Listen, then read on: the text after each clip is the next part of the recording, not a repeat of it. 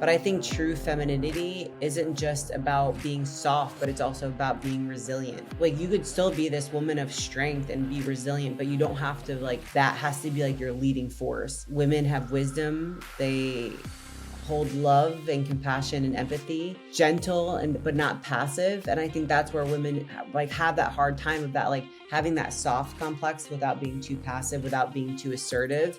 It's either one or the other. They're either super passive and not able to harness that kind of darker side, assertive side, nurturing but not enabling. So to be nurturing but not, a lot of women like to enable, right? Enable bad behavior. And I enabled men for many, many years. She carries herself with self-respect.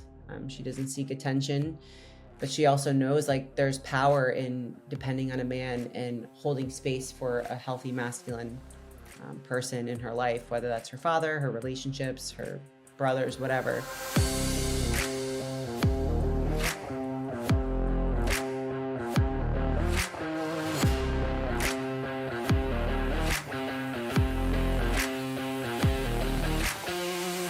All right, our guest today is Kate Hastings. Kate is a fellow subject matter expert in The Forge. She's part of Team Machine with me, so I've had the privilege of working with her and inspiring others and doing all those great things. And I got to check my notes here, but I think you're not a father, right? So I just want to kind of call out the elephant in the room there. Yeah, but actually, in reality, so Kate is an incredible human. I'm really, privileged to work with her with everything with Team Machine. And her story is extremely valid for both men and women. And so that's what we're going to accomplish today, is have her share her story and really drive some of these points home for everyone to learn from. But Kate, before we get into all that, why don't you introduce yourself, tell us a little bit about who you are, and then we'll go into your story. Awesome. Thanks so much, guys, for having me on. My name is Kate Hastings, and I'm a mental health coach. From everything that I've just overcome in life, I've felt really compelled to help people with my story.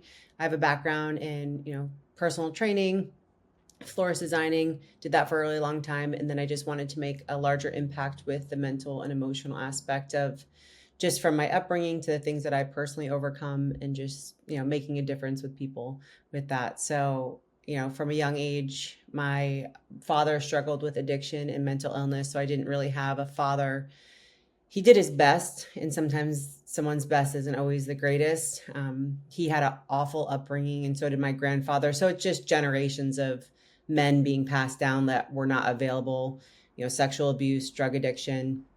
And so when it got to me and my brother, it wasn't as bad, but it still wasn't good. So I just grew up with a father who struggled with, again, mental illness, drug addiction. So as a little girl, you kind of make that mean, why doesn't my dad love me? Why isn't he here? Why isn't he consistent? Why isn't he protecting? Why isn't he providing? And I saw a mother who did it all, right? Worked, cooked, cleaned, helped my dad, provided, just kept us afloat and just kept us surviving for a really long time. And so that's what I saw growing up. And there was turbulence in the home. And then in school, I had a really hard time. In the second grade, just diagnosed with a bunch of learning disabilities, dyslexia, just had a hard time processing information, all while there's war going on at home. So it's really hard to go from war to school to then trying to learn how to learn when things are never being addressed or processed. How we coped in our family was, just kind of get through it, right? Just kind of suppress it, lie, get over it. Let's just keep moving and going along. So as any child would, they seek for self-soothing tendencies. So I found food, right? So that was a thing that I coped with in the fifth grade. I started to eat to find relief from the pain that I was experiencing and feeling. And then I developed bulimia for about 10 years after that. And that was just a pattern where I sought that control and that security and that feeling of relief from that, just the household not being really stable. And then 16 years old, I entered into my first abusive relationships, and I started using substances like drinking and smoking and all those things just to feel some sort of relief, not even realizing that's what I was doing at that time. And I followed patterns from 16 to 30 years old of just dating narcissistic, unavailable men who would provoke the feeling of just, I had to earn their love, or them just reaffirming the deep belief in me that I didn't deserve it and that I had to earn it, and somehow I was unworthy, and the treatment that I was being that was given to me was deserved. And I think when you're a little girl and you don't have that stable foundation with your father, it's very easy to be broken as a woman and as an individual, and to seek that type of validation from the wrong types of men. And so I think every woman really wants love and stability. And when a woman has not had that in the proper way, in a healthy way, she then finds these manipulative, misogynistic, controlling men, and you mistake that for love. And so I was very attracted to that kind of like control, because I think all women do want a deep sense of like leadership, but it's just in the wrong way. So that followed like a ton of patterns throughout my life and cycles, and just kept that pattern in life for a really, really long time, until 30 years old. I was in my first healthy relationship, and I realized there was a lot of things wrong my entire life. And that was also really hard to receive a healthy masculine man as well. So you think, oh, those things are going to be healed when you meet someone great, but it was actually much harder for me to even try to adapt to a functional, healthy man than it was to a dysfunctional, unhealthy man. Yeah. Well, first of all, props to you for recapping your entire life in like 4 minutes flat. So that was pretty incredible. But yeah, I just, I think men in a lot of ways can relate to a lot of what you said. It's just they manifest in different directions based off that type of like lack of proper care as a child, right? But I want to go way back to the beginning, because you really hit that of, having that narrative as a young girl of like, why doesn't my dad love me, or why am I not Mhm. loved? And if you could change anything, or like, what would your advice be to dads to ensure that their daughters are never thinking that mantra, or way of thinking, I guess, because that sounds like that's kind of the most pivotal thing that needed to happen for you that didn't, and everything else was downstream of that. Yeah, I could think back, and I just could have wished that he got the help that he needed. He never got the help. So no matter what could have changed, if you struggle with addiction and you don't get the proper help, I don't know how much I could have believed the opposite of what he could have done. There's definitely some things he instilled in us, and my brother and I, that are great. But again, it still was just that unpredictability and that inconsistency. And it's just, I guess, when you're a father, treating your daughter, and again, we've talked about this too, like treating your wife, having that example of how you treat your wife and how you constantly pursue your wife in your relationship with her. Because I saw and mirrored what I saw growing up. So I would date broken men who would try to break me, and I would try to save them, and I would feel bad, and I would tolerate, and I would bring them back and foster them and all these things. That's what my mom did my whole life. So that's what I thought was normal. I never saw what a normal marriage looked like. So I think having a great relationship with your wife in front of your daughter and your son is very valuable. Yeah, I mean, I'm still in the process. My daughter's 9, but I've put a ton of focus and energy into ensuring that I'm really evaluating myself, and I'm taking feedback from other men too who will hold me accountable, but just really ensuring that the way that I'm presenting myself demonstrates to my wife first, because the marriage is most important. The kids come after that, which that's a whole controversial thing that a lot of people disagree with, but she came first. She's my first love, and then our daughter came along, and so I need to fight for her first. But really putting that energy into modeling it for real, one, so that my wife feels it for real, but then also Mm. showing my daughter what to expect. And I just, it's so hard, because right in the moment you'll be stressed or tired or angry about something or whatever, and it's very easy to get it wrong. And it's definitely been one of the harder things I've had to master in my journey as a girl dad, of really reining in those emotions, and handling them with stoicism, and responding to situations instead of reacting to situations. And it's not easy. I'm definitely not discounting how tough it is, but it's so important that we get it right, because I mean, like, your story is just one of countless examples of where, if you don't put that energy into it, that effort into it, everything else is kind of not even, it doesn't even matter, right? Like, you can make Mhm. all the money and have all the things or do everything else right, but if you're not at home providing that protection and modeling it right, it basically doesn't matter. At least it seems that way. So, one, thank you for sharing honestly, so we can actually have this tough discussion. Mhm. And just to everyone listening, reflect on yourself. How are you showing up as a parent and as a spouse? Are you actually modeling healthy behaviors? And if you're not, it's time to have a good look in the mirror, male or female here, and hold yourself accountable. Like, hey, man, it's about more than me at this point. So, I think, Brandon, do you have something you'd want to jump in here? Yeah, so I hear a lot about the abusive relationship, and obviously your father kind of intertwines a lot of your past wounds, and it eventually led to the eating disorder. And for a lot of dads out there, I'm sure they are always looking for eating disorders in their children because there's a lot of that going around, especially with social media and this high expectations, especially on girls, these unrealistic expectations. So, when did you first notice your relationship with food starting to change? Like, were there warning signs, or was there a specific moment or event tied with your father that kind of sent you in a spiral for that? Or No, I don't think the food ever had any, like, he was a very healthy man. Actually, he is still alive to this day because he is so healthy. Like, he eats healthy, he works out. He's just always struggled with like prescription medication and things like that. But I think I was trying to seek some sort of relief, right? Because when you're a child and there's not like, they're not explaining what happened to you or what's happening in the house, and everyone just like, there's a big explosion, and then you just shut your door and you go to bed, and no one's like, oh, it's okay, like that's self-soothing. So I think food, you quickly realize, oh, if I eat sugar, I feel better. If I eat this food, I'm gonna, it kind of like regulates my nervous system. So I think constantly being in a household where we were like Italian too, so it was like always like eat.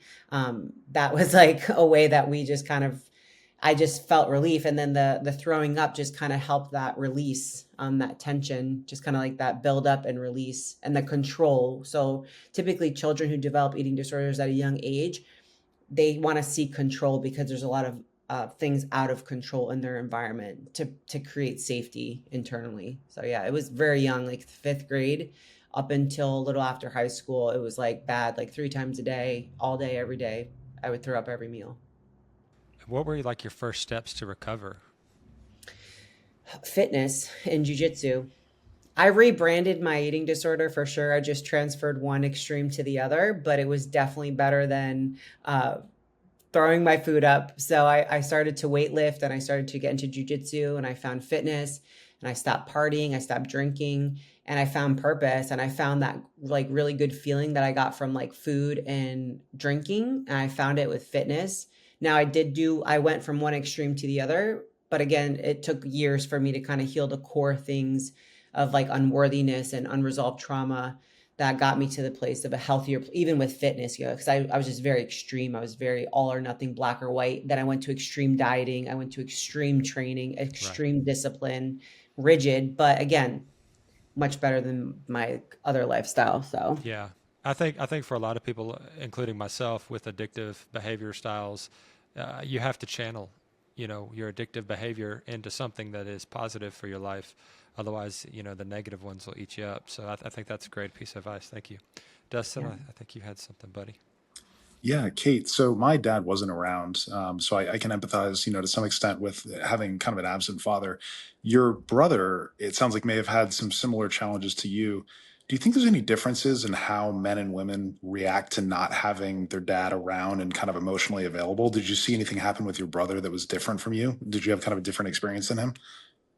Yeah, I think how it, I can't personally speak for him, but he definitely stepped in and was my protector at times, and definitely was an example for me, and was always someone who looked after me. I'm 36, he's 39, so he's not that much older than me. So he definitely took on that role and that responsibility. But I also could see like deep suppression, of the pain. Women were a little bit more like, oh, I could cry about it or I could talk about it. But I saw for many, many years of just the impact of suppressing. But again, he channeled it into like running 50 miles or extreme something else. So he's an incredible father. Like, he has two beautiful young girls, and what he does for them and how he displays. My brother and I broke a lot of generational trauma. I'll just say that much. Like, we are rewriting the books in faith and how we're raising like families and relationships. So Drake is such a great dad, and it makes me tear up thinking about him as a father, because like he didn't really have the best example, but my dad did his best with my brother and I. And so, yeah, That's great to hear. Yeah, it's all about breaking those generational traumas. That brings me a lot of joy. yeah, it's like a choice. Like, you could either repeat what you see and or not. Well, he kind of married my mom, which is funny because my his wife is like, such a strong willed woman and kind of like, but Drake's a leader too, but she is definitely like my mom. And it's funny, I dated people like my father. So it's just a pattern, but yeah. Yeah. We interrupt this episode to talk about Synthesis Tutor, the world's first superhuman math tutor. It is warm, patient, and understanding, and adapts to your child so you never have to worry about them falling behind when it comes to math. In episode 84, we spoke to Chrisman Frank, the CEO of Synthesis, and immediately afterwards, I purchased Synthesis Tutor for my daughter, and it has been an absolute game changer for us. Math used to be a very painful experience. It was frustrating, and there was lots of tears for my daughter when it came to learning math. It's something she's not naturally good at, and we struggled a lot. Now she happily uses Synthesis Tutor every single week, and there's no more frustrating nights. The way it works is that it leverages AI to adapt the experience to your child to not simply master memorization of math facts, but it actually teaches the principles and concepts so that your child can independently solve problems without needing tons of outside help. Because it tailors the experience to your child, it is always adapting and learning where the child is in terms of their development, and it keeps them in the proximal zone of learning so that your child is being challenged but not getting frustrated or defeated by the experience. I am very pleased with our experience on Synthesis Tutor. My daughter's grades have improved in math. It's something that I can now outsource. I don't have to take the time myself to sit there and try and memorize facts with her. She gets excited to do it, and it's fun and engaging for her to learn instead of this frustrating experience, and it doesn't feel like a chore any longer. So we at the Present Fathers podcast highly endorse Synthesis Tutor. There is also a Teams function for those with multiple kids or maybe multiple families want to pool their children together. You can check that out on the website. You can get 10% off with your purchase by going to synthesis.com/PFP. That's synthesis.com/PFP. Go there, check it out, and start supercharging your child's learning experience with the power of AI. Back to the episode. I can really empathize too with a lot of, like you talked about, that you kind of just, things would go wrong and they weren't really talked about at home. I mean, that was that's a lot of what I dealt with growing up too. And boy, that causes a lot of issues because you never really are sure, and then you're just walking on eggshells all the time, and you're always defensive. I remember people even at school would like talk about how defensive I was all the time. And I took everything personally. It's like, well, yeah, because if I don't at home, it's not safe. So it's kind of interesting how that can manifest, both boys and girls kind of differently. But yeah, I definitely dealt with that one. And then moving forward a little bit, right? So you talked about the eating disorder and everything, and starting to date these guys that were abusive, and you thought it's what you wanted, but in reality it was a very destructive cycle. But then eventually, at what point did you start kind of starting your own journey of kind of recognizing, was it until that healthy relationship, or was there any growth at all, or is it kind of just like the same cycle until that point? Yeah, because even if it wasn't a big monster, it was still emotional. It was still like, oh, I'm not going to really support you, or you can't do that. It's still always that undertone until I met, his name is Manuel. I talk a lot about him on my podcast. He's a great guy, great individual. And yeah, it was until I met a very healthy, strong, alpha, masculine, successful, had his life together man who I was like, wait, I think this is what it was always supposed to be like, but I don't know how to deal with this. Right. So let's talk about that a little bit, because this is a phenomenon I think men and women both struggle with. Parents definitely struggle with this too. And I think it's just, we can all fall victim, or not, victim's not the right word. It's like a mental trap almost, of you're so accustomed to your dysfunction that when you actually have something healthy, or actually try to start growing, it's almost like scarier, right? It's scarier. It's the scariest thing you've ever faced to actually be healthy than just stick with the pain you already know. And I've seen that play out a lot with people that I've helped or worked with, or in my own journey too. So talk to me a little bit about that, kind of from the female perspective, what it kind of took for you to actually start, you recognized it, and then how did you move forward just on the mental, emotional front? And I think we'll have some really good follow-ups based off that too. Yeah, so he started to pursue me, and that was actually weird too. He was like constantly there, and I would normally have guys that would breadcrumb and just kind of do that game with me, like the cat and mouse, right? So I was always used to that, where he just kept showing up, and I'm like, he was kind of annoying me because I was like, you're supposed to abandon me and you're supposed to do this other game, and I actually don't know why you keep showing up. So after like 3 months, I was like, okay, I'm exhausted. I'll give this guy a chance. And he just started to love me. And that required a level of vulnerability I didn't know I didn't have access to. And that's when I really realized that vulnerability to me was tolerating abuse in the past. And he was requiring a level of vulnerability I don't even think I ever knew for myself as an individual, for me to me.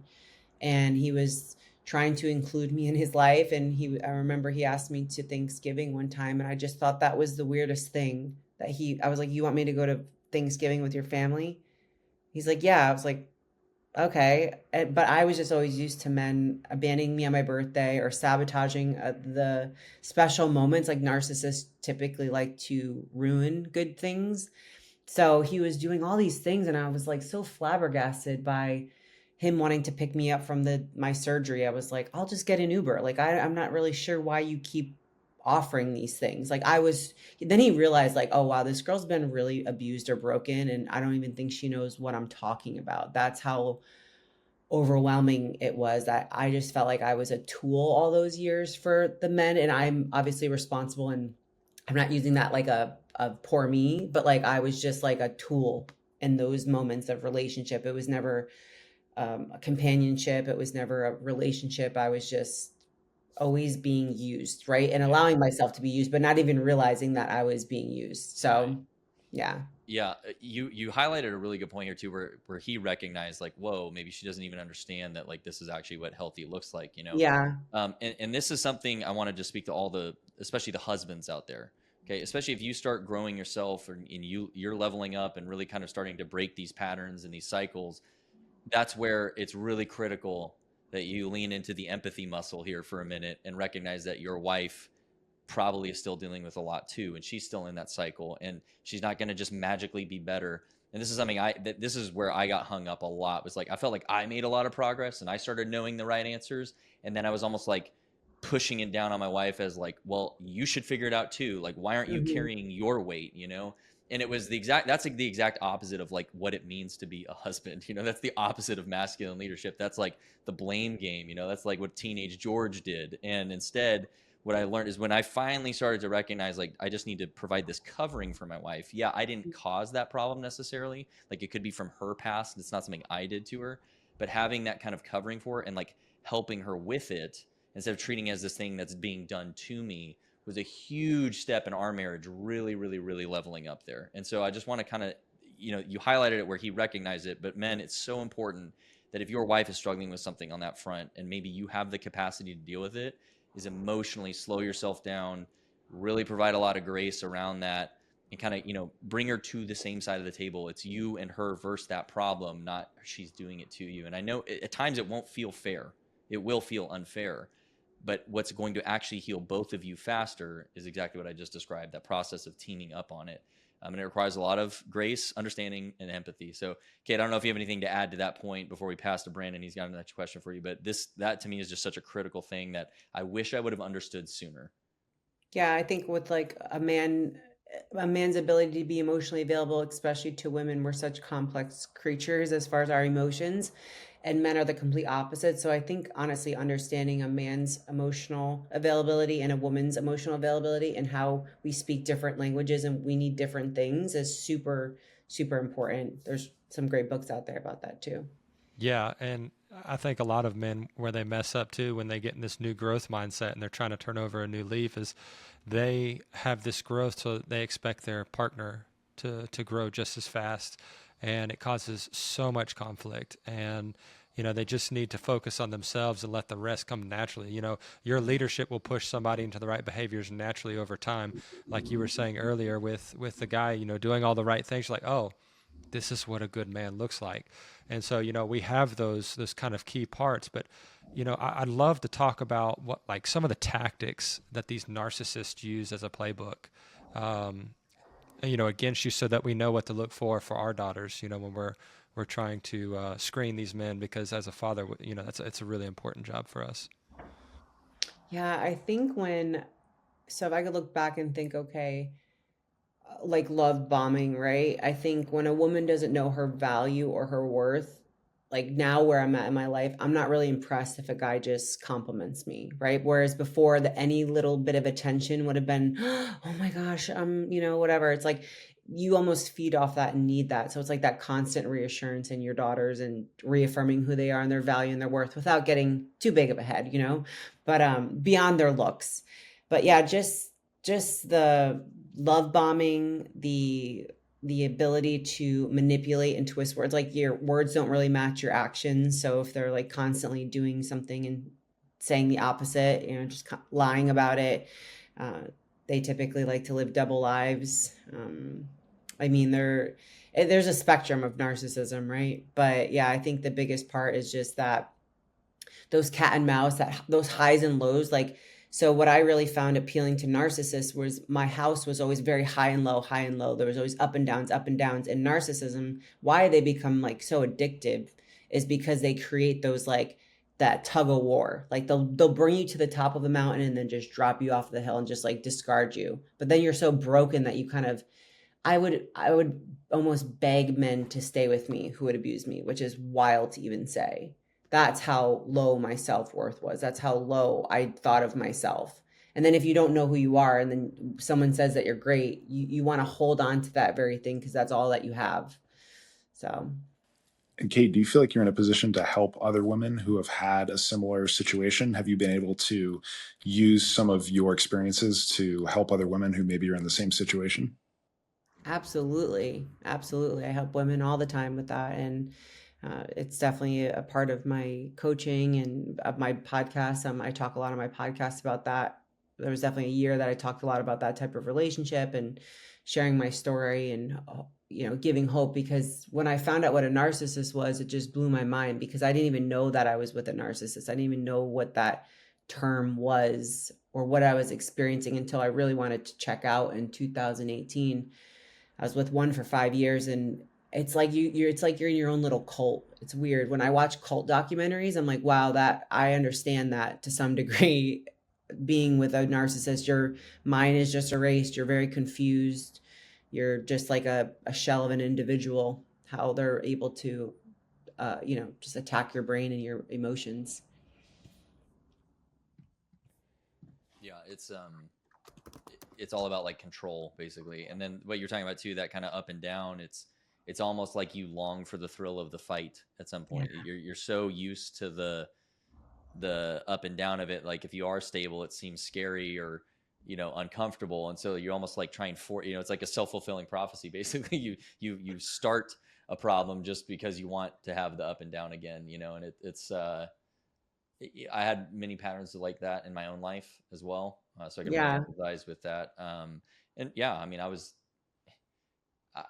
it's crazy how it works, and my wife had it too. And then like, we're both doing it to each other. And so it's just like, you're Mhm. just always on this roller coaster, and it takes one person to finally just be like, all right, we're not doing this anymore. Like I'm turning a new leaf. We're going to just calm down a little. And, one like word of encouragement I'll give to people, and then please add on here with like your experience, how this has gone for you, was, my wife would want to default back to like, oh my goodness, because we'll have a fight, right? We're working hard, we're trying to grow, and we have a fight, and it's not good, and it is bad, and then it's like, oh, we're right back to where we started. The world is ending. It's all over, right? Those are the types of fears just coming out of her, and I had to recognize that, hey, what I need to remind her of is, well, yes, but we've already made amends, and in the past this would be a month-long fight. And then we've gotten a little bit better. Now it's a week long, and now it's a day, and now it's an hour, and now it's 2 minutes, right? So it's more of a bringing it back to equilibrium. And that was where I felt like my part of that equation to help her with it, not that she couldn't figure it out, was just reminding her of the truth of, we're not perfect. We're still a work in progress. And it's definitely not where I'd love for it to be in terms of our, unity. But we're making growth, right? And then, I got a hat nod to my brother Brandon here, where he and his wife have cultivated an exceptional marriage that, in my book, sets the gold standard on what it should look like. And so to also have someone like that I could refer to and be like, okay, just hang on, like keep making progress, because you'll get there. And his counsel and everything has been pivotal in our lives. But that I just want to kind of encourage those out there is, you're going to stumble. You're going to revert back to the old patterns. It's not the end of the world. The end of the world is if you stay there. But as long as you're making a genuine effort to keep moving forward together, write it down, take notes on like, okay, well, we used to argue this much, now it's been this much, and just kind of track the numbers of it to some point, because you need that realization that growth is ugly. It's a messy process. So Kate, in your experience, like what did you start doing? How did that look for you? And where you're obviously where you are today is an exceptionally good place. I think you give off kind of this aura around you that people want to, hey, I can learn from her. I can work Mhm. with her. Right. So what was that journey look like for you, and some things you learned along the way? From the abusive relationships to now. Yeah, I guess from like when you kind of started realizing, whoa, that wasn't healthy. This is narcissism. These are the things I shouldn't have Oh, to tolerate. But obviously, it's not like you just, flipped the switch and you were, yeah. Kate 2.0. I'm sure there was a lot of ups and downs even in the last couple of years. So, Hmm. what did that process look like for you, and how did you, um, one just from a self learning point of view, but also did like you surround yourself with different people who kind of reminded you of what's good and true to kind of keep making the journey? Yeah, it's funny. The family that led me to faith. I mean, there was a few things that led me to faith. It was like three huge heartbreaks.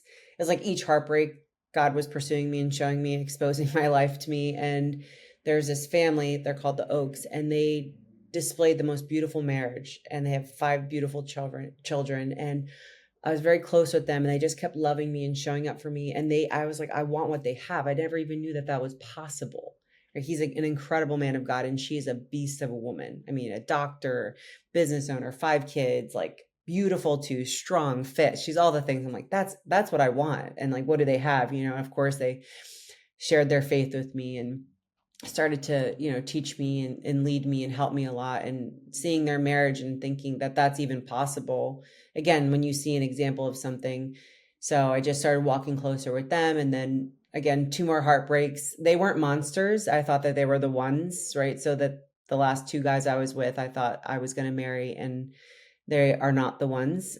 But again, they were not the guys of the past, right? But again, I think there's been a tremendous amount of healing in my life, especially the last 2.5 years of being single and being alone, and addressing those like real core wounds have been so healing. And then of course coming to faith has just filled that hole in my heart that I think no man could fill, which is amazing, which I'm so excited, because when I do marry someone, I won't be seeking for what only Christ could fill in me. And I think that's a huge burden that's been lifted off of myself and any man that I'd be with. So I'm really excited. I've been very much in a grand big healing place the last 2.5 years being single, which is crazy to say, but I've found the greatest love of my life, which is Jesus, and that's the best.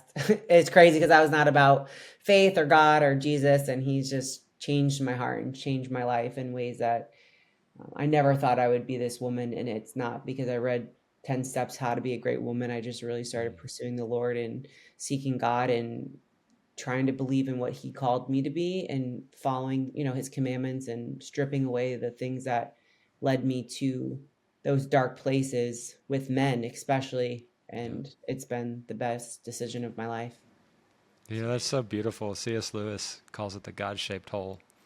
And Yes. he says that we are built to love him, that there's a hole there that only he can fill, and it's purposeful, because that's the way he calls us, right?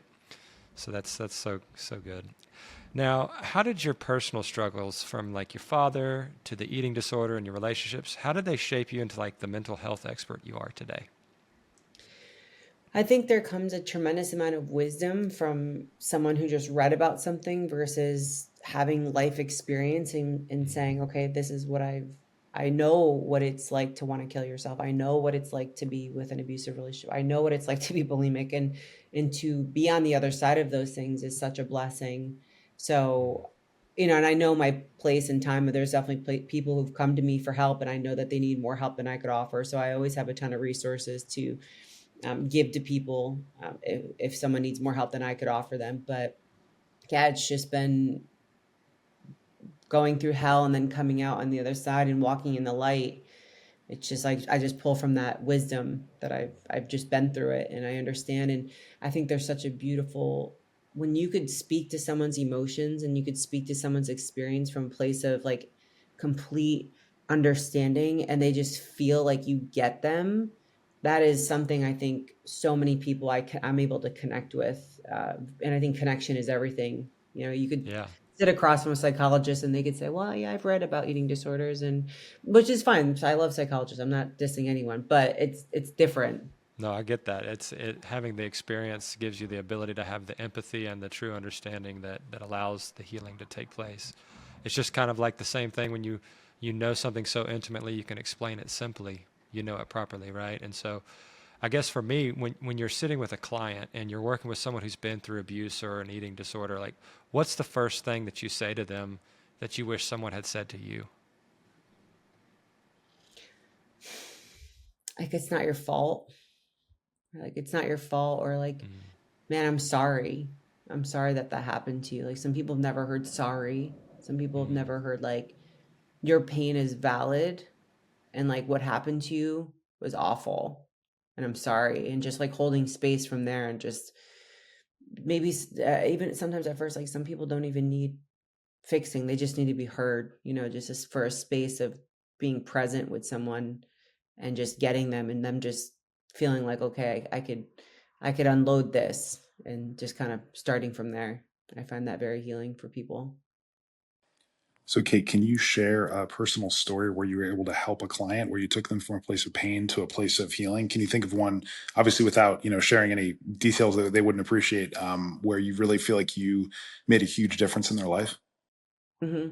Yeah, I can think of one client, and obviously I won't say their name, but she had experienced trauma from a family member when she was younger, sexual abuse, and that was something that was swept under the carpet by the church, by her family, to just, you know, kind of sweep it under the carpet, just like that generation does very well.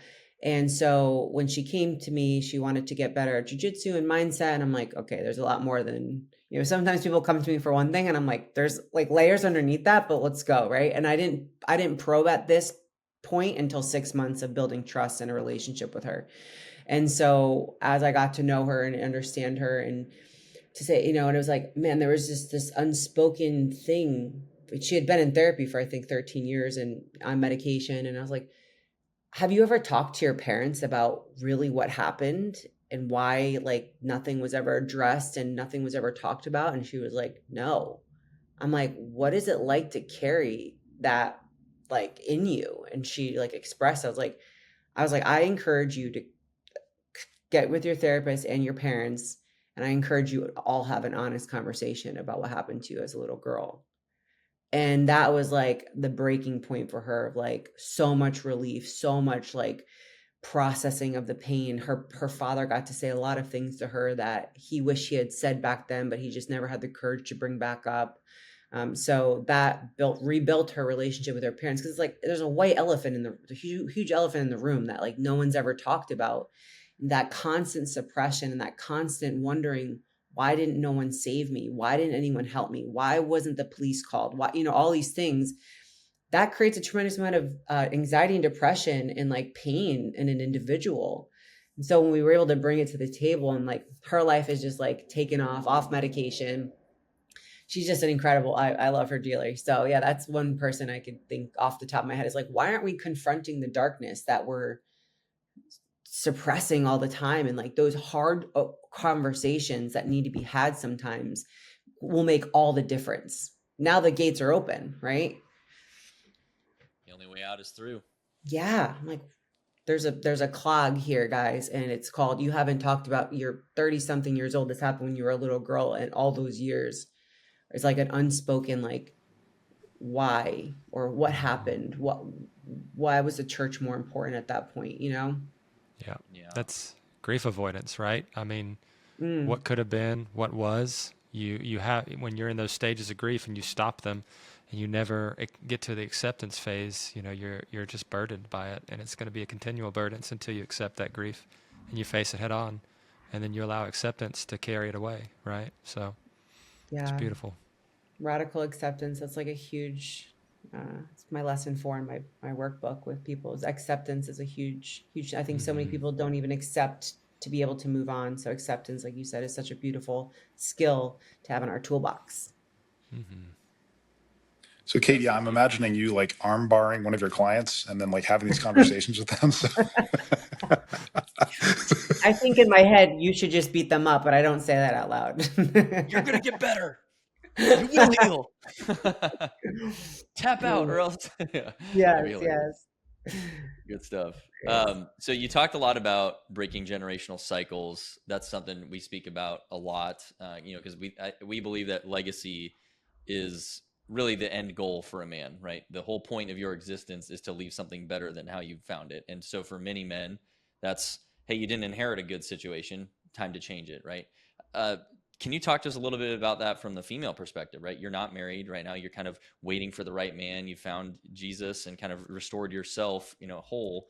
How do you view that kind of concept of maybe not necessarily the word legacy, but more of just like, I'm preparing for a future, I have this vision of the future that now I'm working towards. What does that look like from your perspective? So from my perspective, and especially like right now, it's so cool how God sets us up to like these 2.5 years of being single is preparing me to be a wife and a mom. And I'm so excited for that next part of my life. And I think it's so much about who we become and how we impact others versus what you accomplish. And that's been a shift for me that I'm not like, oh, like we kind of talked about this. Like I used to kind of have that boss babe mentality, independent. I don't need anyone. It's not really what I want. And I don't think any woman really wants that deep down inside. I don't care what they say, but so much about it's like who you become, how you impact, and just building a legacy through like a value system and how you could touch people and how you could carry yourself and inspire other people is, I want to get to heaven one day and say, hey, I'm so glad you were bold enough to share the gospel, or thank you for, you know, like sharing your story and your journey. And I think we're all here down on earth trying to help each other just to get better and just to know, like, I was such a woman. It's funny, a friend came up to me the other day. He's like, you are an example of a godly woman. And that just blew my mind, because if he only knew who I was before I was this individual and how much I've changed and how much I can't wait to teach my daughters or my children, or even just the women in my community, and being in that leadership position is just such a privilege to say, like, women, we don't have to overexpose ourselves. We don't have to degrade ourselves sexually. We don't have to dominate men. We do have a power, and it is a beautiful thing to be a woman, and you could own it, and you could be a stay-at-home mom, or you could work, you could do all the things, right? Women are such superheroes, I think, personally, and so are men. But yeah, just lead my life with conviction and to impact others and for I love generations that. to come. All right, let's open up the can of worms because boss babe. All right, every guy Uh-huh. always oh great enough, Let's right? go. I will Men debate hate them it. all Women day. seem to love it. Modern women have been convinced that being a boss babe is like the pinnacle of what it means to be a Yes. woman. You kind of alluded to how that's actually not true. So let's actually flip this. Let's start. What do you define as like true femininity then? And then I'd love to hear your thoughts on, what I talk about a lot as masculine leadership. We'll kind of compare and contrast the two because I agree with you, right? I believe men and women are wholly created to be very super at what they exist for, and they're very different, right? So let's hear it from Kate on your perspective on what these things are, and we'll kind of just go from there. So Yeah. starting Well, with the women, what does a real woman look like? I could speak about myself, but I could say what I admire, especially in my friend, uh, her name's Dr. That's Oaks, fair. but I Yeah, call her I'm not Mom. asking you for speak for all women, but Okay, okay, what okay. you've observed and learned. What's your belief? From walking how I've been walking the last 2.5 years has been more, it's relief really from who I used to be and how I used to operate from very masculine role. Even though I was not like dominant or mean towards men, I had walls up. I would operate from a place of independence versus, collaboration. I just never thought to even ask help from a man.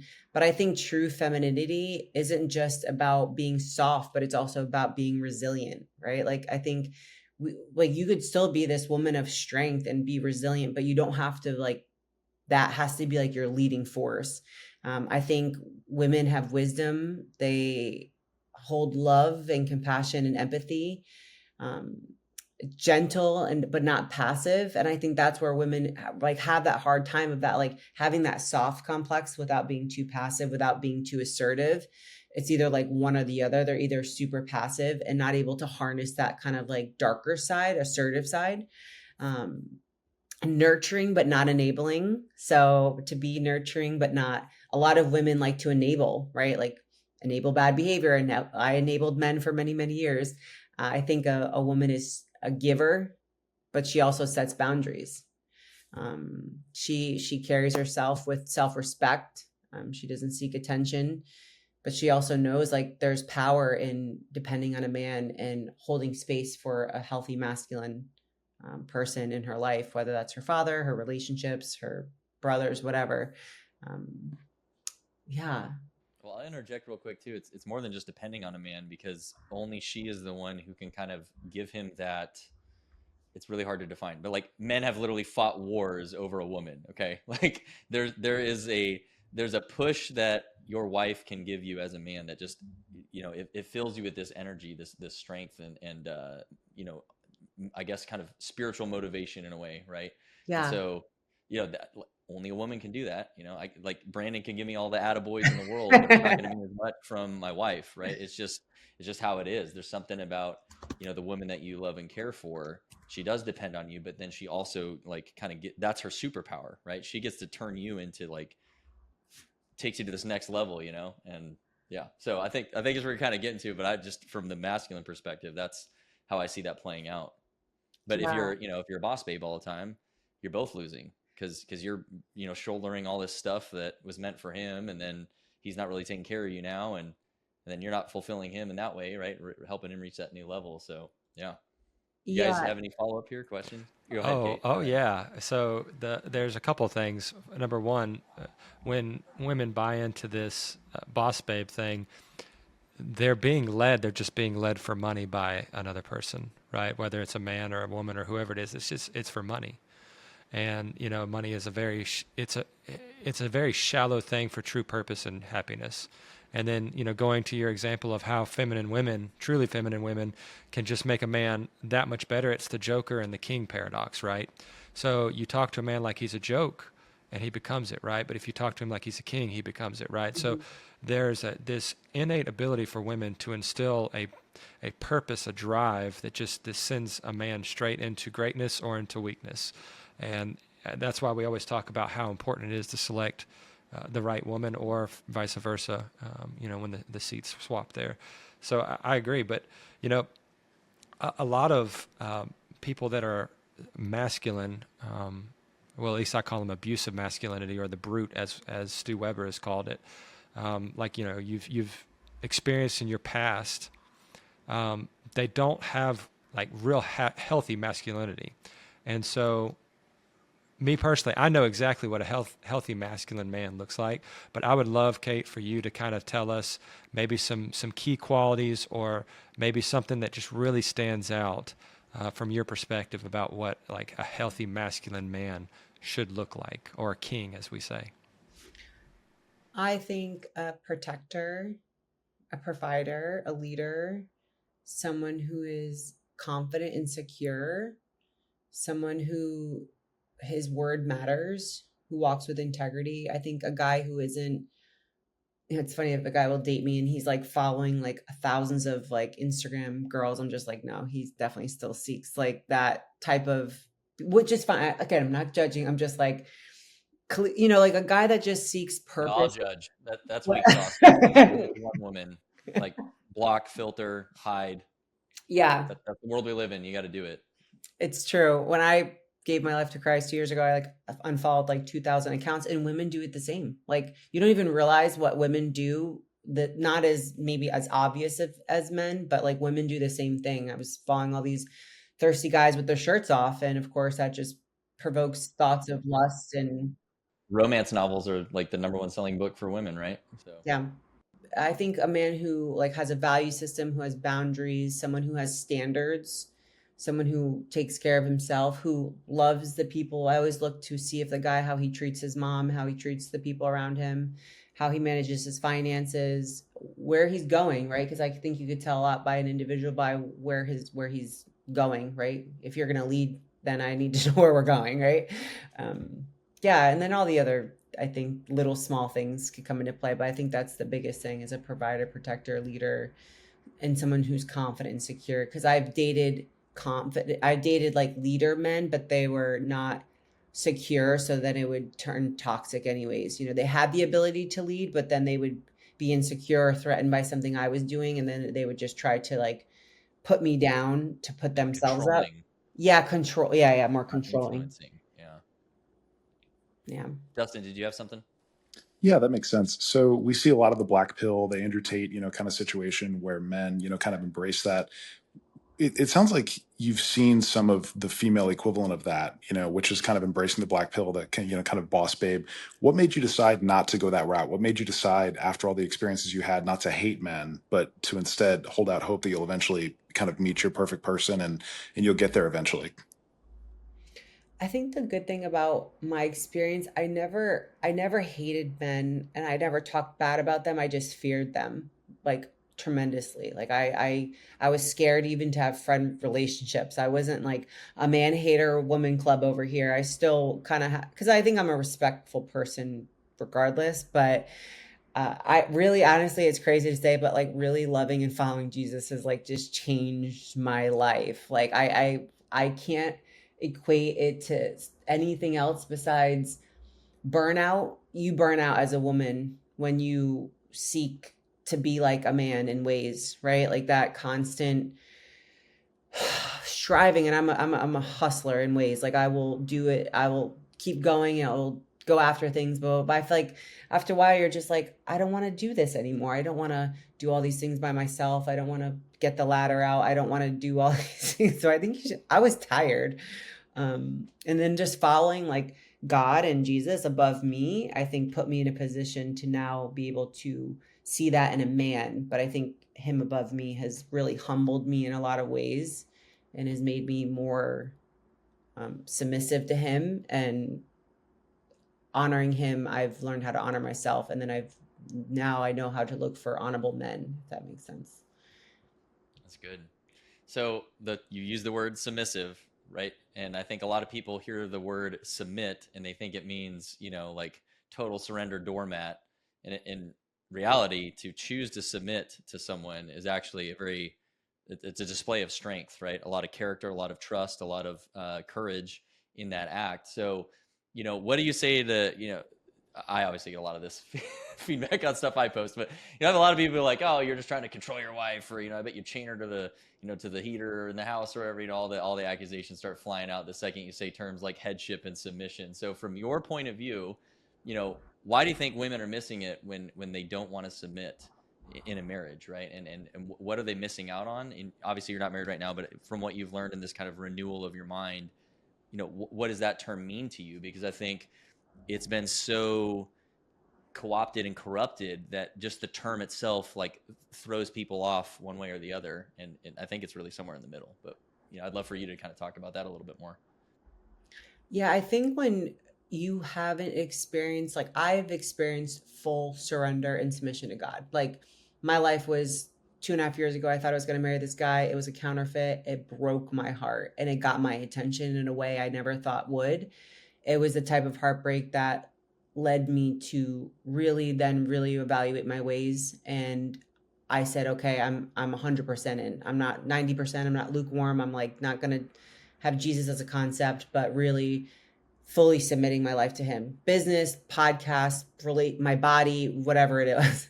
And so I think through that surrender and that submission, it's more of like it's strength under control, right? It's a choice to surrender, not out of fear, but out of trust, wisdom, and alignment for divine power. And I think when you have that under your belt, and it's not about me being passive towards a man. It's like we've talked about this. I want to seek a man in a relationship who he is submissive to God. I'm not submissive to him. He's submissive to God. I'm submissive to God. And then we're in a covenant and a companionship together. He's the leader. And that's how I see it working out well. There can't be two presidents. And I don't know, understand why people don't understand that. I'll be the vice president. And I'm totally okay with that. Yep. Well, and yeah, that's exactly what it is, right? it's different roles for different purposes, and then you amplify each other with it. And yeah, I'm the masculinity coach. This is what I do for a living, and I'll make it eminently clear. Like, I have a boss, God, right? And I Yeah. submit to him all the time.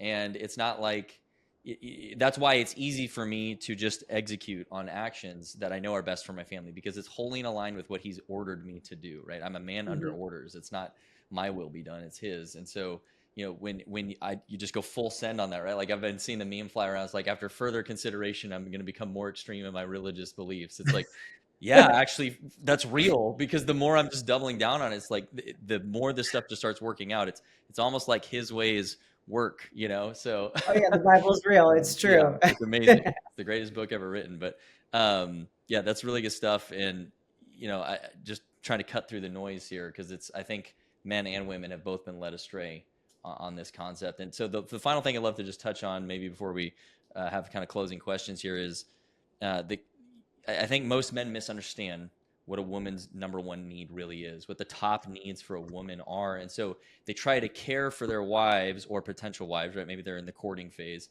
They try to care for her thinking like a man, right? Like, oh, she needs money and she needs my muscles and all these, like, it's all these, like, things that men think about. And they miss the point where I especially guys come through Elite Sentinel, I try to train them in the fact that potentially the most important need is her sense of safety and security. And that's all the things. It's financial, your home, your house, all these things, right? It's all these factors. But the most important one is probably emotional safety, right? It's this kind of emotional connection and protection that if that is misaligned, everything else is going to be really on edge and really difficult. And the more that you care for her heart in that matter, she's willing to actually give a lot more grace than all these other factors, because you're really getting to the meat of the issue there, right, as a man. But I think a lot of guys miss this, and so that's where they jump into solving her problems instead of asking questions like, oh, hey honey, you seem really upset right now, are you stressed or anxious? And they just be like, hey, you're stressed or anxious, so let's do this and this, just get over it. And that's pump the brakes, boys, like, time out, slow down. If you immediately want to solve it, I'm going to go on a limb and say, like, 99.9% of the time she's actually not looking for a solution. She's looking for that emotional connection and safety. So can you talk a little bit about more? And if you disagree, of course, please, feel free to interject. But in my experience, the more that I care for my wife's emotional safety, everything else just comes a lot easier. Yeah, I think you hit it on the head too. I think a lot of men, and we as women too, like, sometimes a guy does want a problem to be solved and not to just be heard and seen like women do. So I think sometimes we as women, we go to men and we want our problem solved, how, the roles would be reversed almost. So it's kind of like, again, coming to understand how a man's brain works, how their emotions work, and same with a woman's, because we're actually designed completely opposite, which is crazy, like complete opposite. So I think you hit it on the head. Like, a woman just doesn't want to be loved. She needs to feel secure, make her feel seen and heard and chosen and valued. And just having that emotional safety, without fear of judgment. Because I think a lot of women, I've always been told I'm too much, right? And I think you'll always be too much for the wrong person. And you'll always be too much for a guy who can't hold space for you or has no emotional availability. It's just having that consistency. I think women really love that steady devotion and that consistency and that reassurance and that effort, not because we're insecure, but because she needs to know that she's prioritized. And I think women thrive in protection, right? She thrives when she feels physically, emotionally, spiritually protected, hands down. And I think so many women who are current boss babes or reversed or recovered boss babes like myself, I never felt protected. I never felt safe. I never felt safe. I never had consistency. I had to reassure myself, and I had to become my own man in many, many, many ways. So deconditioning myself from that, and then knowing what to look like, because red flags were never red to me. They were always painted green or put under the ground or whatever they were. Right. So, vetting someone and saying, oh, I'm not just going to trust who they are on the first date. Let me see what you are for 3-6 months, and then go from there. I think women are so insecure and they're so desperate.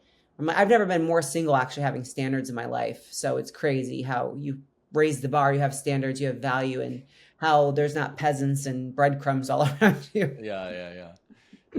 Quick tip for all the men out there. say the hard thing for her, right? So if it seems like something's off, be like, hey, honey, is it because of this? Like, and maybe it's something about you, right? Or a mistake you made or whatever. Just say the hard thing for her. Because like you were saying, right, she's afraid of judgment. She's afraid of, well, he's going to think less of me, or all, right? There's 20 different versions of that thought that runs through her head in that moment. But if you kind of say the hard part out loud for her, kind of break the ice, it really gives her the freedom to be honest with you. And then again, this is where you got to be the man about it. You got to have some stoicism and not get defensive and really like ask the questions, help me understand, right? But that has been a total game changer in my marriage. And you know, my wife and I are the best we've ever been because I've gotten a lot better about getting in that habit. Not just jumping into solve mode, but kind of saying the hard thing for her. And then we really get connected again a lot quicker. So And when a guy is emotionally available, like just a little bit of knowledge about emotions and how a woman works, especially around her. I feel like women sometimes only feel great like 1 to 2 weeks out of the month just because of our cycle about hormones and how hard that is, and just being more aware of that. And that does not mean women, I don't think you should be unkind in any ways and justify that to be a very mean person towards anyone in your proximity. But again, like understanding, okay, like get your tracker on your phone, know when your wife's having her cycle. 100%. Yeah, Track her it's cycle. so helpful. I Yeah. had to do it the other day. My wife, like, no, seriously, like, just a quick anecdotal story. She like kind of barked at me, like her Yeah. tone was not good, you know, and I was just very lovingly like, hey, honey, you know, next time ask me, right? It was just a gentle correction. Her reaction was like real strong, real intense, and like the temptation to fight about it really started rising up in me. I was like, hang on, time out. Remember what day it is, you know? And she kind of stormed off, and I let her cool down for a couple minutes. And I went back up and said, hey, look, I love you. I'm not trying to force a solution to this. Dinner's ready. I'm going to dish you up, you know, and I know right now your hormones are pretty intense and you're probably just feeling what you're feeling. I'm going to let this go, right? It's okay. It's all good. We're fine. And she was like, I need a hug. And, right. And so she went from like See? angry to just needing, you know, See? yeah. Yes, And so for, George, you know, good old job. me would not have gotten that right.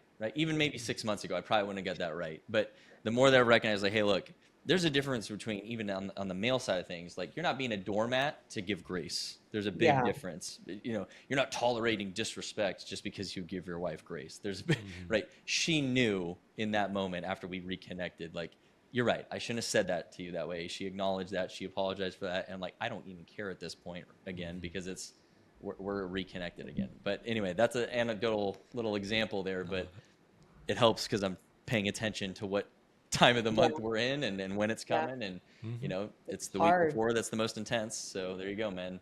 That's your job too, to prep yourself for the emotional covering. You did a perfect job, George, and I can't tell you enough.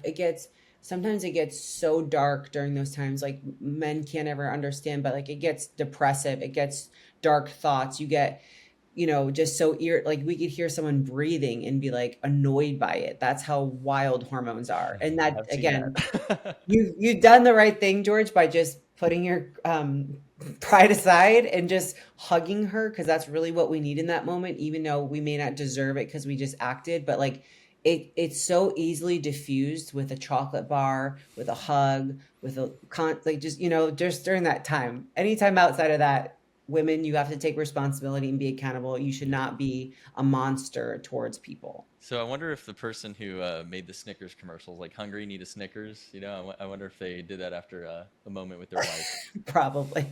You just became the #1 Snickers salesman because all the guys are going to go get chocolate bars for their wives. But Brandon, Dustin, you guys got anything? Yeah, well, I mean, once you get to become masterful at that, you don't even have a volatile reaction outside of, you know, her saying something and then you just immediately hug her and say, you must have had a rough day. I'm sorry, honey.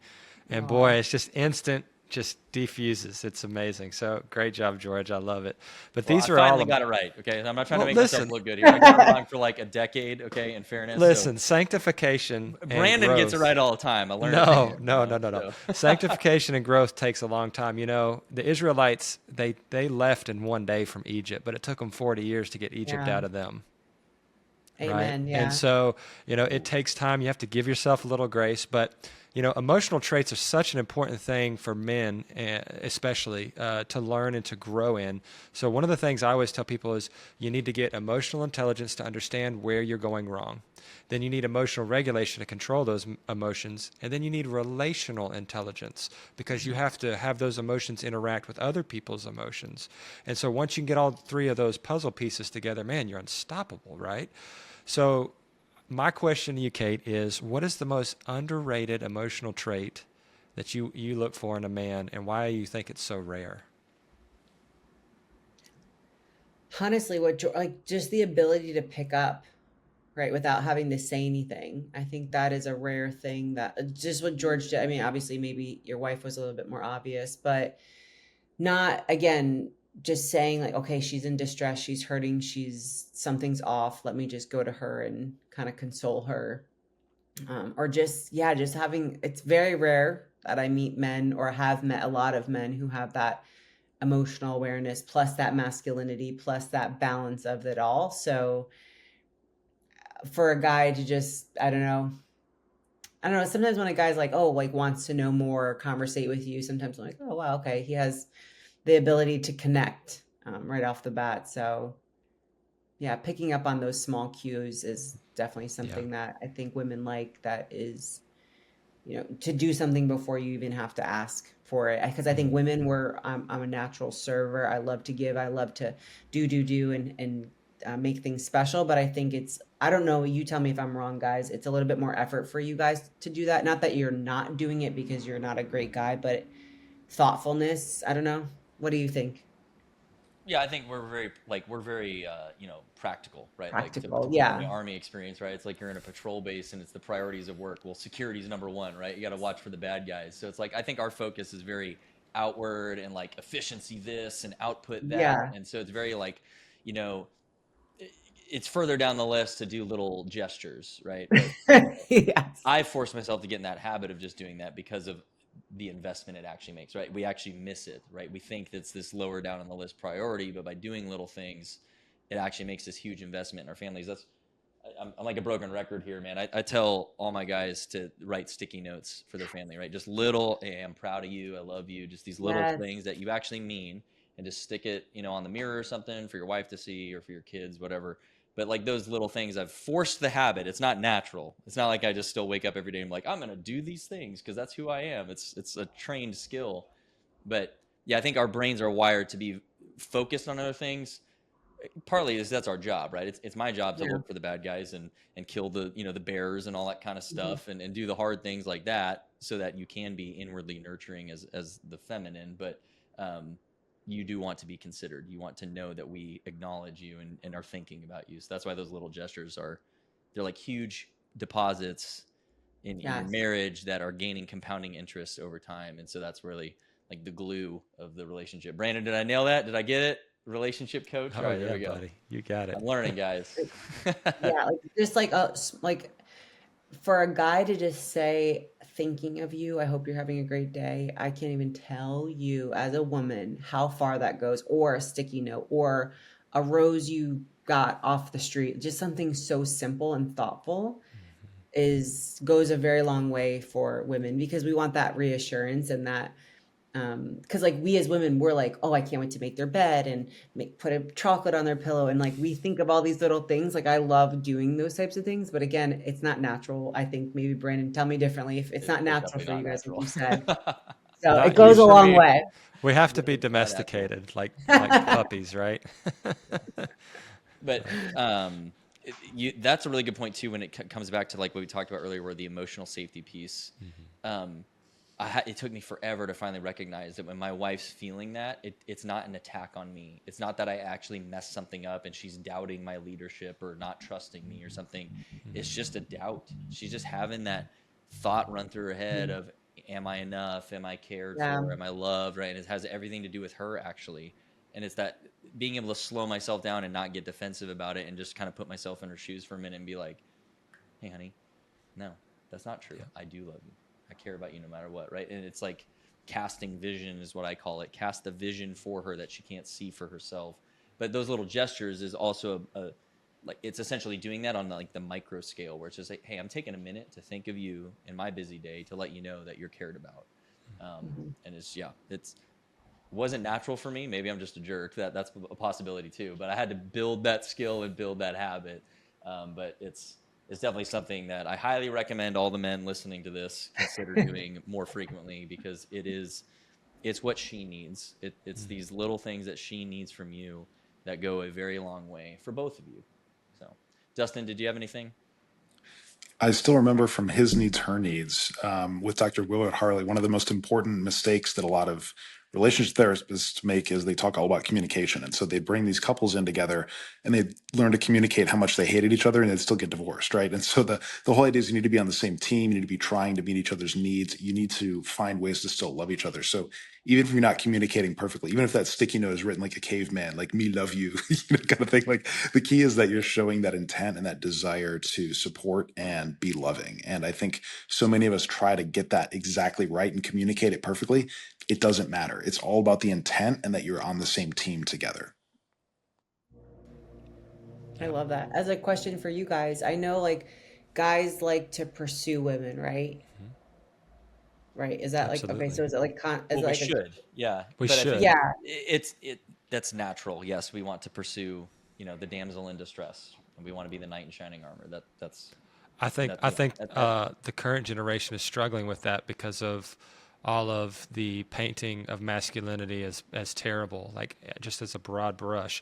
And then like, you have a guy that's trying to meet somebody that has similar hobbies, let's say for example at a gym, and you're immediately a TikTok pervert, right? There's a lot of cases where this is going to push men away from pursuing women. And that's why you're seeing like a lot of the disparity that's happening right now is because there's a lot of clashing between things. But what I tell people is the bottom line is the younger you are, the better chance you have of building yourself up, because you have to be worthy of the love that lasts a lifetime, so that when you actually meet that person, it lines up with it, right? Because you could meet that perfect person and you might not be ready for that relationship and you could destroy it. And so just focus on you, pray often, and if you see the opportunity, don't be bashful or shy, right? Pursue it, but pursue it in a right way. Sliding in people's DMs, doing all this silly stuff. No, just go up to somebody and say, hey, listen, I think you're beautiful. Love to take you on a date or take you out to coffee or whatever people ask. I don't know. I've been out of the game for like 23 years, so forgive me here, but yeah, so since high school, right? But my point is just be honest and genuine, but also know that you are confident enough because you've leveled up, because you put the effort in. Now because you've kept promises to yourself that you can keep them for other people, and you have the self-worth because of that to be able to pursue that person, right? And so that's what I would say is just focus on leveling yourself up and people will swarm to you. Whether it's in love or it's in career, whatever it is, right? But that's my approach personally. I love that. What do you guys find attractive that's underrated that women may not do enough that you really like? That for me is super easy. It's appreciation put in verbal and physical ways. So like if my wife comes up and nobody else is around, and she makes a move on me and says, I just appreciate what you did earlier, buddy, I'll do that 1,000 times over for her, and it's like, again, it's the king or joker paradox, right? You're having somebody show you that you're worth doing what you're doing, right? Because men sacrifice often their time to provide, and it's either neglected or underrated, right? And so a woman just being nurturing and appreciative is like goes so far. And what does that look like? That's physical intimacy. Like if you're like my love language is physical. My wife knows that. She cracks up and 100% jokes of men about it all the want time. that. Yeah. Right. Most men are that way. So my wife knows that physical intimacy, especially if she pursues it first, like, man, that's fantastic. Yep. I'm on board, right? So that's what I would say: appreciation and intimacy. Yeah, I'll double down on not the physical piece, but the words of affirmation, right? Like speaking to him, the king, not the joker. I actually had to almost like educate my wife on this, right? I was like, honey, look, it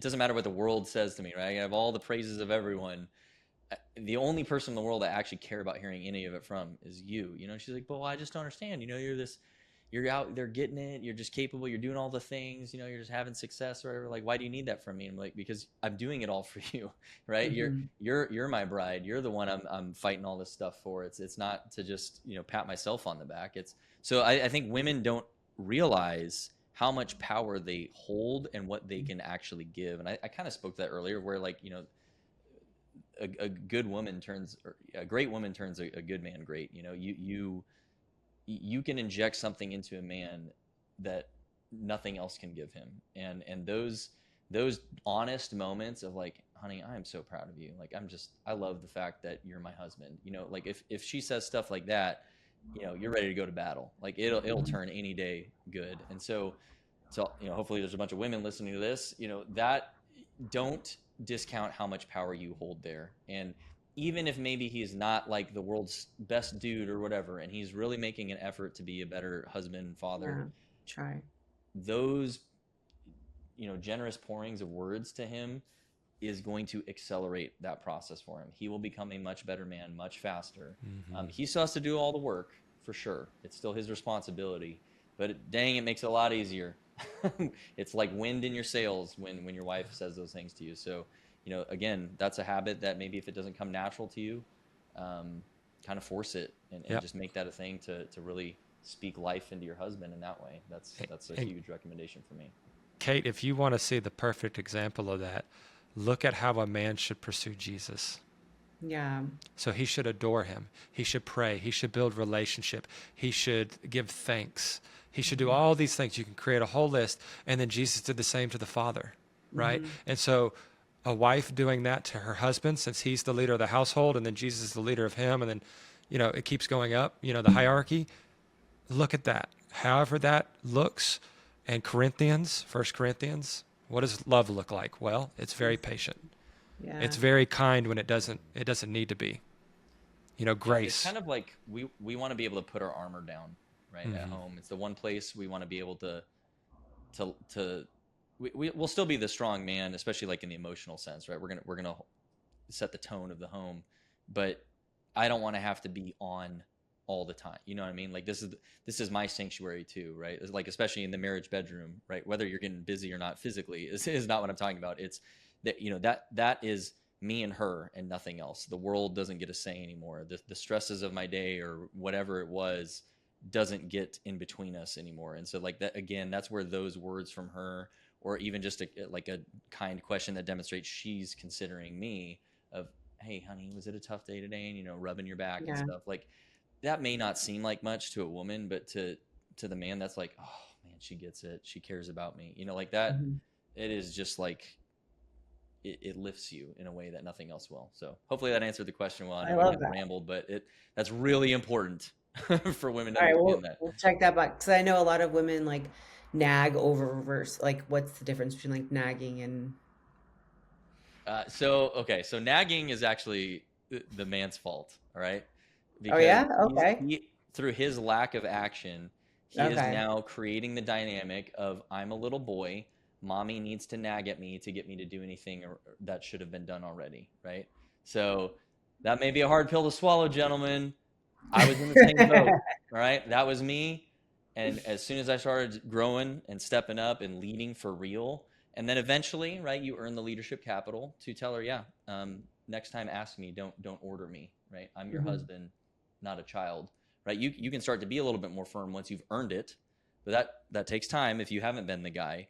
But if a woman, 100% of the time now, when I see a wife nagging her husband, especially if it's public, I guarantee that he is not leading in the basics at home, Hmm. right? Because will fill a void, they'll fill a vacuum because they need to feel safe. And so if he's not taking care of things, she's going to fill that space to feel safe, but then she gets resentful because now she's carrying a load that wasn't meant for her.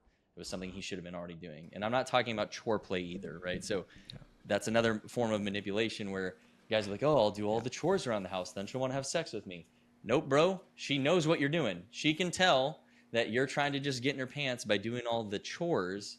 And oh, no, it's the point of like your actions consistently without having to be told. You're actually leading in the small things so that she doesn't have to. That's where the nagging comes in. So maybe that Cool. wasn't what you were expecting, but I'm pretty firm on that one. As Brandon can attest to through Elite Sentinel, that's something we really drill into the guys early on in the process, and 100% of our clients like, wow, that has changed a lot. And I would specify there's a very small substrata of situations where the woman is just emotionally abusive and overly critical due to past wounds. That's the outliers, right? Yeah, that's the outlier. So I'm just stating that. Right. So as you grow as a man, then you'll be like, hey, you're not going to talk to me like that, right? You set a boundary. You set a standard. So yeah. And I just wanted to clarify that because there are men that are in emotionally abusive relationships, and I don't want them stuck in it thinking that it's their fault, right? So I'm just stating that like you would with financial advice, et cetera, right? It's actually not about fault, but it's her behavior is pretty much always a response to his action or lack of action. Just how it goes. Love that. Well, we need more of you out there, Brandon and George, for the men too, is I'm, in the dating world, and it's just wild. I do not want to be a better leader than my husband, and I'm not settling for anything less than an extraordinary leader who loves Jesus. And it's just like, wow, you can't even, like, the DMs, Brandon, were you talking about the DMs? It's just like, you'd be flabbergasted by what's in my DM. Sometimes I'm like, I can only imagine. Do you think that works? Yeah. I'm sure it's pretty ridiculous. So yeah, I'm sorry you have to deal with that, but yeah, that's. I'll send him to you. I'll say, listen, talk to George and Brandon.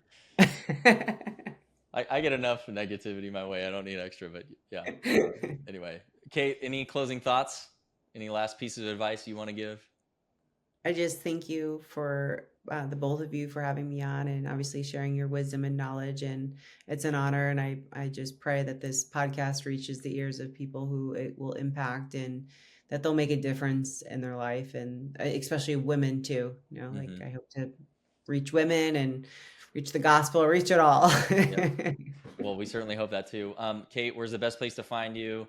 Tell us all about everything you're doing. I know you got Phoenix Fit. I know you got a lot of other things going on. Tell us about that, and so people can connect with you. Yeah, I mean, the best place to reach me is at Coach Kate 1 on TikTok and Instagram. And then my podcast is called The Kate Hastings Show, and I have a ton of episodes on there about my healing journey and my relationships and all the things that I've struggled with. And then my business for mental health coaching is Phoenix Fit. So PHENYXFIT is how it's spelled. That's where you can find me. It's awesome. Like I said at the beginning, I get to work with Kate. She is making massive impact within the team we serve on together. And I can only imagine what she does in her business with her clients. So if you need help, she's definitely someone to consider. Go check her out. And guys, don't send her stupid DMs or we'll hunt you down. Okay. So, all right. With that, Kate, thank you so much for your honesty, for your candor, for being willing to share your story to help others grow from it. And, I just sincerely appreciate it. And it's an honor to work with you. And this is a great one. So, all right, enough talk. Let's get climbing that mountain of fatherhood, and to the wives maybe listening too. Let's have better marriages together. So we'll see you in the next one. Take care. Thanks. Thanks for watching this episode of the podcast. If you're on YouTube, drop a subscription to us. And if you are listening on Apple or Spotify, please leave us a review. It helps greatly. If you are also ready to level up as a man, check out Elite Sentinel Coaching, our program designed specifically for men, where we forge men into leaders. We turn cowards into kings, weaklings into warriors. Become the hero in your story. Join us today.